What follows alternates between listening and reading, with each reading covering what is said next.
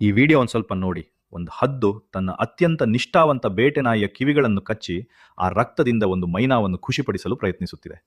ಆ ನಾಯಿಯು ನೋವಿನಿಂದ ನರಳುತ್ತಿತ್ತು. ಇದೇ ನಾಯಿ ಪ್ರತಿ ಬೇಟೆಯಲ್ಲೂ ಪ್ರತಿ ಕಷ್ಟ ಸಮಯದಲ್ಲಿಯೂ ಆ ಹದ್ದಿನ ಜೊತೆಯಲ್ಲೇ ನಿಂತಿತ್ತು.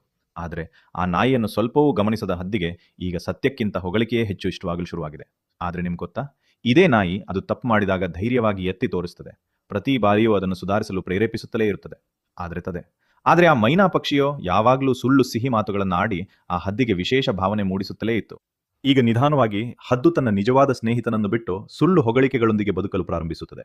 ಕಥೆಯಲ್ಲಿ ಈಗಲೇ ಟ್ವಿಸ್ಟ್. ಒಂದು ದಿನ ತೋಳಗಳು ಗುಂಪಾಗಿ ಬಂದು ಅದನ್ನು ಸುತ್ತುವರೆದವು. ಈಗ ಸಹಾಯಕ್ಕಾಗಿ ಹದ್ದು ಹಿಂದೆ ತಿರುಗಿ ನೋಡಿದಾಗ ಅಲ್ಲಿ ಯಾರೂ ಇರಲಿಲ್ಲ. ಅದು ಬಿಟ್ಟು ಬಿಟ್ಟ ಆ ನಾಯಿ ಬಹಳ ದಿನಗಳ ಹಿಂದೆ ಸತ್ತು ಹೋಗಿತ್ತಿತ್ತು.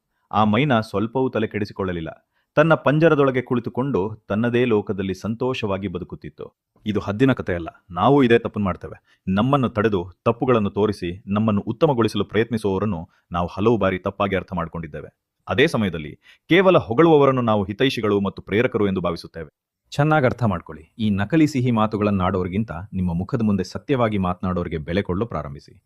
ಯಾಕೆಂದ್ರೆ ನೀವು ಗೆದ್ದಾಗ ಚಪ್ಪಾಳೆ ತಟ್ಟೋರಿಗಿಂತ ನಿಮ್ಗೊಂದು ಸಮಸ್ಯೆ ಬಂದಾಗ ಎಲ್ಲವನ್ನೂ ಬಿಟ್ಟು ಬಂದು ನಿಲ್ಲೋರೇ ನಿಮ್ಗೆ ನಿಜವಾದವರು.